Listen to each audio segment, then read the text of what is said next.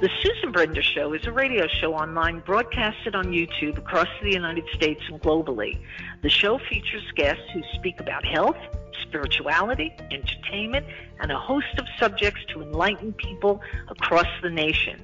Listen to the show that empowers women and men alike and highlights those who have made a difference. I'm Susan Brender, and this is the Susan Brender Show. Kenneth A. Savin received his Ph.D. from the University of Utah in 1996 and came to Eli Lilly and Co. In 1998, from the Sloan Memorial Kettering Cancer Research Center, he became a senior organic chemist. From that point on, Ken took on many new roles with his position at Eli Lilly and Company, and recently retired from the company and is currently a director on the Commercial Innovation and Science and Technology teams at the International Space Station U.S. National Lab. The International Space Station U.S. National Lab was created towards the end of construction of the International Space Station, and it was created by Congress to allow the American people to benefit from the investment that had been made in developing and building and putting together the International Space Station. And our mission is really to do work in space that will benefit the American people back on Earth. And we do that by doing new and interesting science, but the real focus is trying to do things that will have some commercial impact, something that's sold or it can be bought by Americans, but something that will ultimately have, add value to the American way of life. Yeah.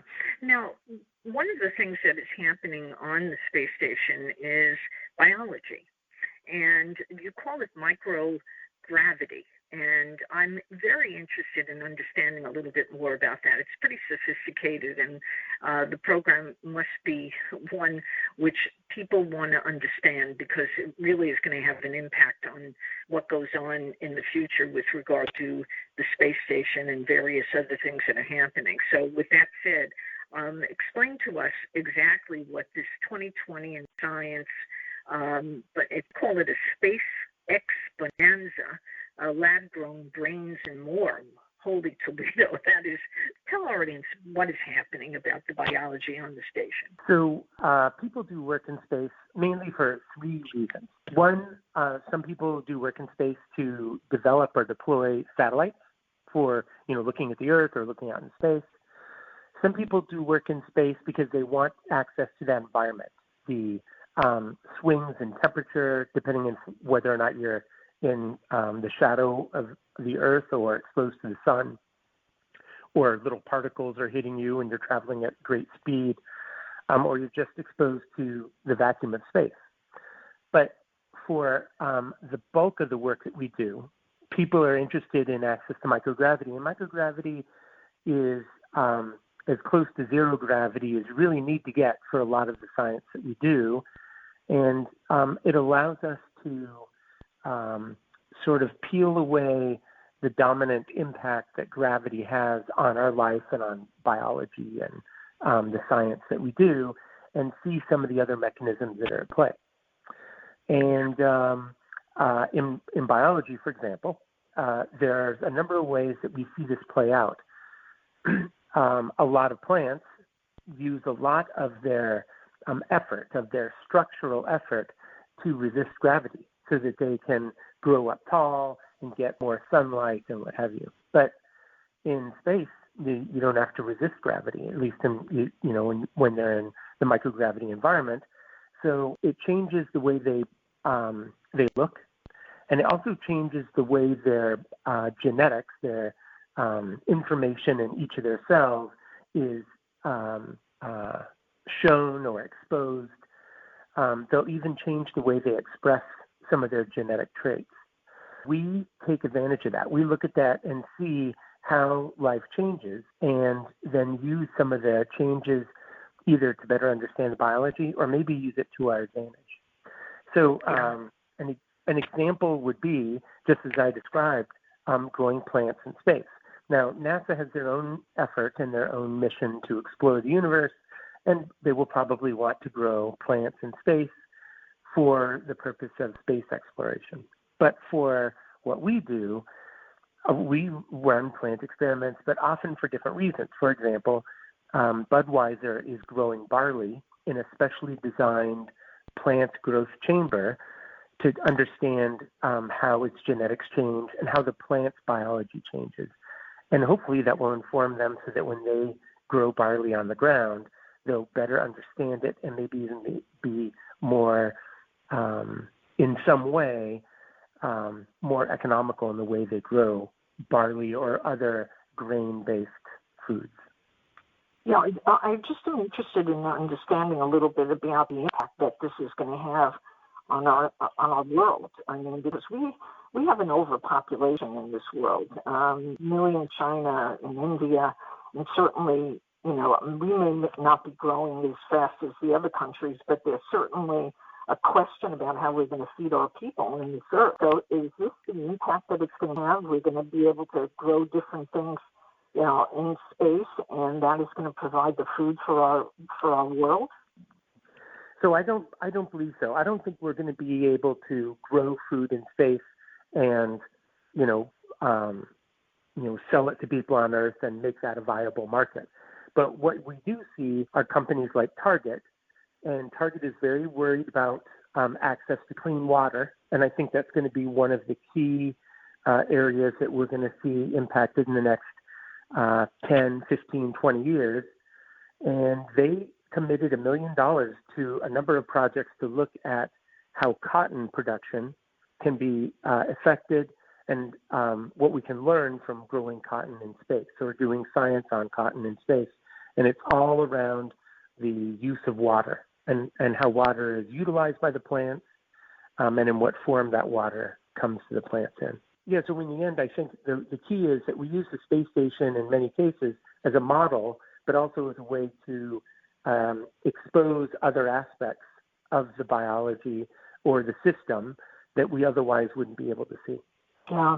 Ken, you asked me to read an article, a specific article, that really talks about all of this, the biology and various other aspects of it. And I'm interested in understanding what this article, or telling our audience what this article is about and why it's so important for them to understand it. So there's a number of good articles out there, depending on what people are interested in. And we can provide to your listening audience some links to internet-based articles, things that we've developed or things that our partners have developed, where they can see what's happening in all different aspects of the biology. For the plant biology, that's just one area of many. And I think I like to touch on the plant biology because we do have experiments that children can run, where they can get seeds, run the experiment in their classroom, and then they can see the same experiment run in space to make the connection. And for part of our mission at the International Space Station National Lab is to engage young people and to develop science in America and the youth in America to get them excited about doing science in the future and hopefully get some scientists out of that effort. Wow.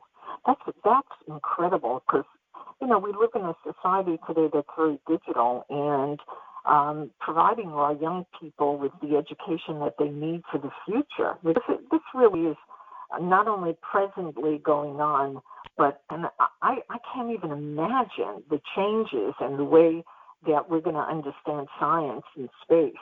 And providing our kids with that information is incredible.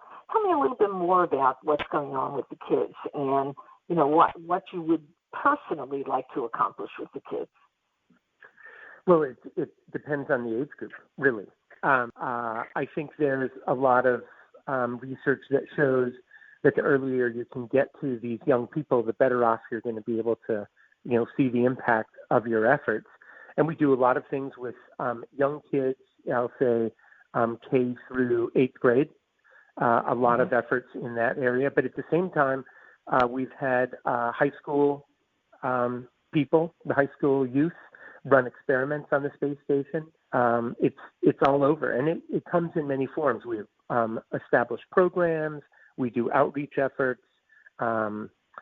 invite them to come to conferences that we sponsor, and kind of show them, a glimpse of what's happening, and the fact that real people who decided in their lives they wanted to commit themselves to doing work in space actually went and did it, and they could be those people. At the same time, I think it has to be explained that it takes a lot of people to put, let's say, just one astronaut in space. And if you go back and look at the Apollo missions, the Apollo missions put, a number of people into orbit and, fewer to the moon, but it was, a legion of hundreds of thousands of people that were able to get those men into space. So, but we try to reveal all that to them.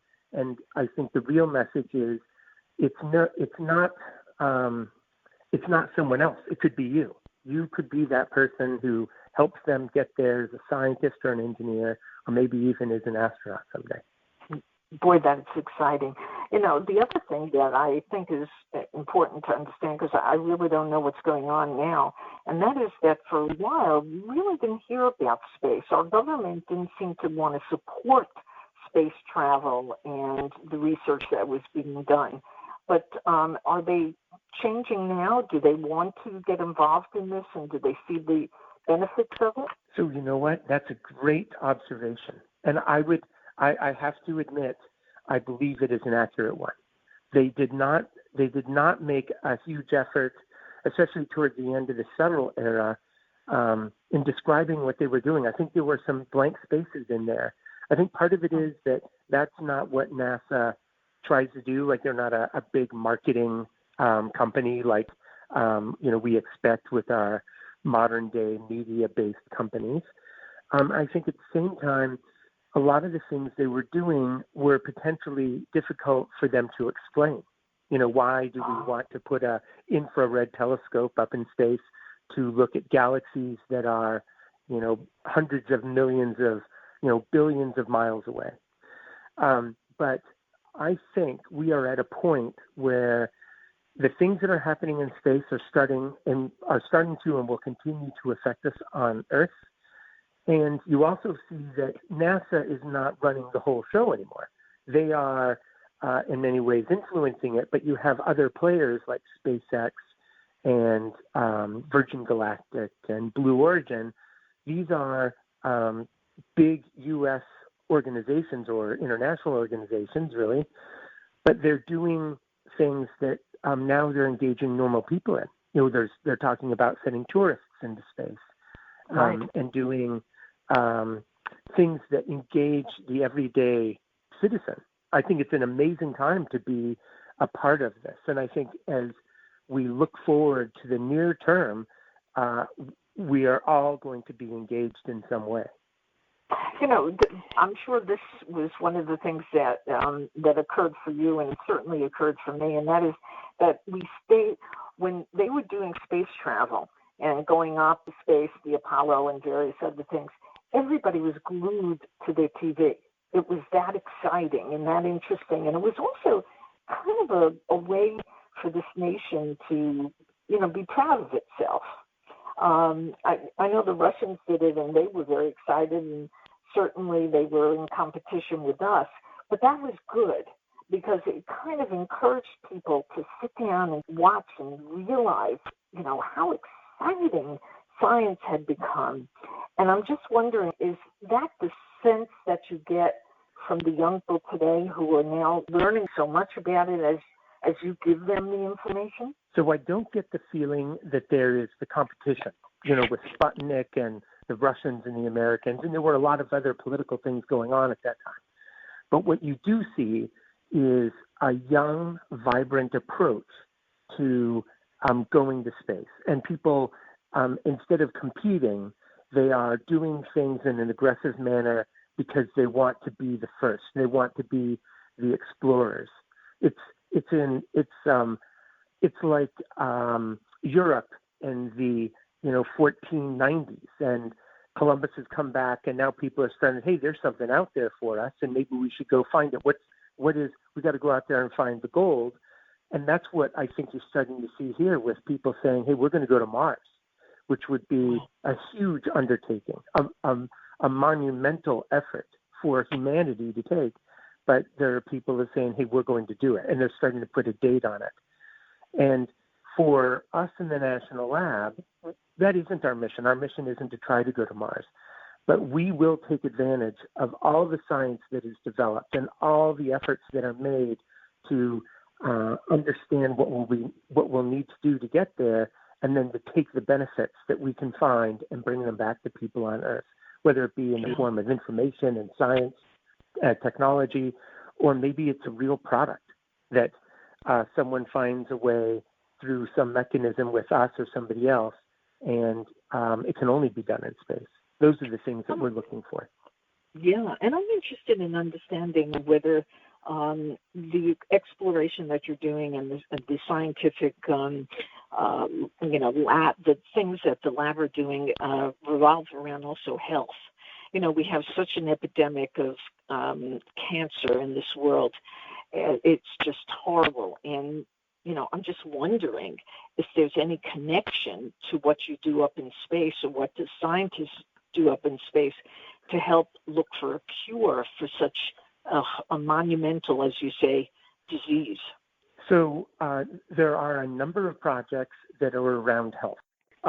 Maybe not specifically on cancer, although there are some, but in many ways take what is brought to us. So companies will come to us and say, look, this is our problem, and we want to, we're trying to solve it in this way, and we believe that space can benefit us in some manner, and we go after that. So we wouldn't necessarily say, hey, we're looking only for cancer projects. We look for projects, and people come to us and say, this is what's important. Now, we have had some, but with things like cancer, with any of the projects that we go after, the issues are so big that in many cases things are brought to us and we're really just looking at how do you formulate a product so that it can get into a patient most effectively, whether that be for cancer or some other disease state.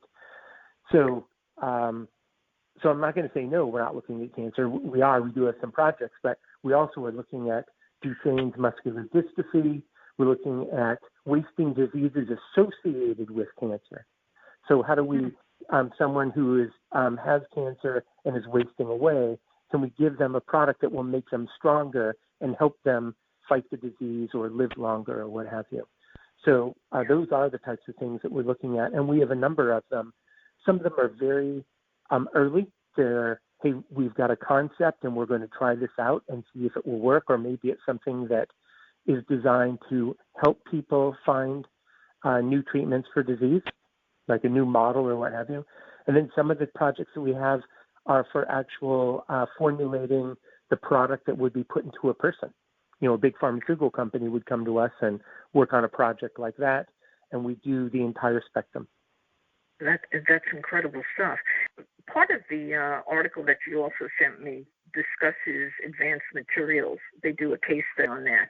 And that might be something our audience wants to know more about, what's going on in that arena, if you will. So advanced materials covers a lot of different things. I think for, in general, we think of an advanced material as a super strong plastic or a super light metal or something like that. But our lives are filled with materials that have been designed and developed to meet our needs, whether it be a super strong plastic or maybe it's the texture of peanut butter, right? It's something that somebody actually created, and they designed it to meet some need in our life and to make our lives more fulfilling. So a lot of different companies will come to us and they'll say, hey, we want to try to develop a new type of metal that can be used as an implant in a person. And it has certain biological stability and features that make it attractive. And then we'll work with them to do that. In many cases, all they need to do is understand the structure. And many times we can, because the microgravity environment allows us to build better crystals, and metals are ultimately, they have a crystalline structure. we can make a different crystalline structure with them. They'll come back and test it, and if it works, then the decision has to be made. Do we continue to make it in space, or can we use the knowledge we gained to change the way we build those crystals on Earth? So those are the types of things we do. So it's so that's one example is with metals. We also look at gels, a lot of biomaterials. So whether it's to construct bone, or we have a program working with a group, and they make a type of bone glue for people who have fractures. You can use this glue, and the bones will heal faster. Those are the types of things that we work on. I'll tell you, it's really fascinating, just from a purely entertainment side value for me as a scientist, because I see such a breadth of science coming in, and you get to see such amazing things coming from people in the United States, whether it be, plant-based or, science that's driving towards delivering health solutions. It's fascinating and exciting. Yeah. Ken, let's talk a little bit about you for a minute. Even though we talked about this probably last time, how did you get started in this world? I'm going to call it world because it's monumental. It's huge. It is. What inspired you, Ken? Well, I've always been interested in space, but it was like everybody else. I never thought, I would ever be a part of something like this. And I got a call from the people at the International Space Station National Lab while I was working at at a pharmaceutical company, my previous employer, and they asked if I would like to run an experiment in space. And I saw it as an opportunity not only to do something fantastic, but to engage my friends and to drive innovation into the company that I was working at. So we actually ended up running 5 separate experiments. We had pitches for people who wanted to, here's my idea, and we would work with the people at NASA and the National Lab to decide what were the best ideas and what we could afford. And then the teams went and developed the experiments, and I had a great time doing it. When I retired from the pharmaceutical industry, the people at the National Lab called me up and said, hey, your program was great. We'd like you to share that whole, that experience and enthusiasm with others, and they hired me. I remember years ago when, again, the space experiments taking place, and people, would hear about the astronauts, and every other kid surrounding me would say, oh, I want to be an astronaut. It's so amazing. It would be incredible. Do you feel working in different schools and you're offering programs, is the enthusiasm for this particular work still there? The enthusiasm is there. I think people still feel like it can't be them. Like they don't see how they fit into it, or their science isn't the right science, or whatever. I think that's going to change over time. And I don't believe in our lifetimes it will be, a regular old thing for people to go to space. I think it's still going to be, astronauts, people who are trained to do it, and a limited number.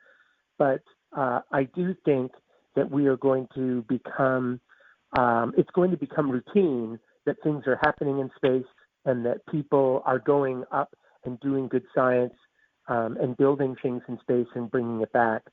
And I do believe that, in the next 50 years or so, we are going to make an attempt to go to Mars, and that will be something that engages the world. It will be an effort performed, by humanity, not necessarily one government. Yeah. I'm sure people have asked you what I'm going to ask you right now, and that is, do you think that there is life in space? I'm just curious because people, certainly like Twilight Zone. I mean, it's kind of a silly question in many ways because we've heard, all kinds of things about it. But let's get your opinion. Any, on a scale of 1 to 10, what's the chance that we're going to find life in space, rather? I think there's a good chance. I don't think it's, it's not going to look like us. I think it may be something very basic, and maybe very foreign, not what exactly we would be looking for as considered life, but in some form there'll be something. It just seems so vast, so many opportunities to try again and again on in other worlds or other situations that there's going to be something. Now, the next question, though, is, even if it's there, and let's say that it can't communicate out into space, will we ever find it? And I mean, because space is very big, so it's going to be hard to go out there and hunt for it. So it will be hard to test my hypothesis, I think. Yeah, I understand. The other thought I have is that, don't you think that if countries all over the world got involved in this together, like a joint project, that it would kind of create an attitude, and the attitude that I'm thinking about is a sense of the fact that we're all people, we're all the same in many ways, even though there are various things that are different about us. But it's such a great project for all countries around the world to participate in, to kind of build this wonderful community. I mean, what a way to do it, I would think, is through space. So I think you're right, and I think that many countries are working together. There's a lot of, if you look at the International Space Station, it truly is an international effort. It was performed, by a whole bunch of different countries. I think at the same time, a lot of countries, including the United States, want to do certain things their way, and they're going to continue to do that. They're going to do things that are for their benefit in their way, and we've all benefited from that, right? The American people have benefited from the fact that the United States has said, we are going to do this, and it's going to be ours, and we're going to own it and operate it. And things like the global positioning system, that's something that we take for granted, but it's something that we did. And it was an investment in U.S., people power and dollars, and it paid off. And I think that you're going to end up having a mix of both. But for some things like, going to the moon, exploring the moon, and I think that a lot of we will benefit from an international effort, making it an international endeavor. Yeah. So what's next? Anything?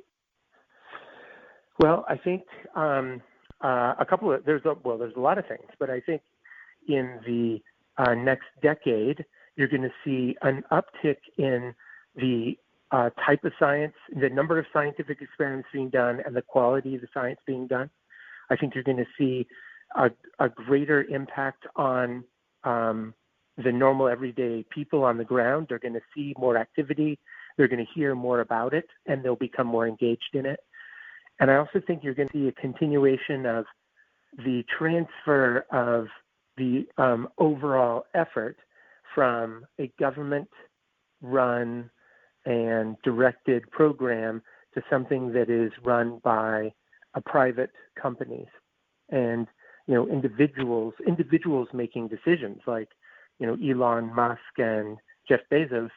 These are individuals who have committed themselves to doing this type of work, and it's a powerful thing. It's not a committee anymore. It's a person saying we're going to go do this, and I think that's very powerful. And I think that the way the programs are set up, the government is supporting it. That's great. Wonderful. Last but not least, how do people get your materials, your educational materials? How do they get to you? Are you writing a book? Or do you have pamphlets out there? I think that people can refer to. The best way to do it. Yeah. So the best way to do it is to go to our website, and it's the National Lab website. And that is what I would do. That's when I need information, that's where I'll go. And we can provide that to your audience, but it's the issnationallab.org. That's our organization, and our website. You can just go to issnationallab.org, and then in there you can go in and see all the materials we have, partnerships. There's information on our educational programming, It's all in there. And if you can't find something, you can always just send us a note. You can go into the Connect Us section on the website, and one of us will respond and work with you. And, it comes in many different forms, whether it's just information you want, or you want to talk to somebody, or you have your own proposal, or you want somebody to come out to a school and, give a talk or something like that. We do a lot of different programs, and we can most likely figure something out and work with you. Oh, that's phenomenal. With that said, I know that I said this last but not least. My worry is that people will hear this and then they'll say, okay, that was great, and they'll kind of go on with their lives. And they'll think to themselves, that's not really me. Or I still, I'm not sure how to step forward and get engaged and see what's going on, because I think it matters. And what I would tell those people is that if you make the effort, if you actually go into our website and look, or you start paying attention to what's happening in space-related efforts in the news and what have you, you'll see that it's happening. It's happening right now, and it's going to affect our lives. And my recommendation to them is not to wait until it comes to you. Go out and find it first, and you'll see that it's actually really exciting. Some of the old players are still there. Buzz Aldrin still comes to launch it. But at the same time, there's a new vibrancy and a new group of people that are starting all over the world, and especially in the United States, I think, that are starting to have a real impact. And this will have an impact on our lives in the future. And if nothing else, it makes us really think about the earth and how we take care of it and the things that we do as we start to step off this planet and really explore space. Sounds incredible. Well, with that said, our guest today has been Kenneth A. Savin, the Director of Scientific Partnering, part of the International Space Station U.S. National Lab, who really has made me excited, and I have a suspicion that people who are going to be listening to this are going to feel the same way. So thank you very much, Ken, for being on the show. Pleasure. Thanks for having me.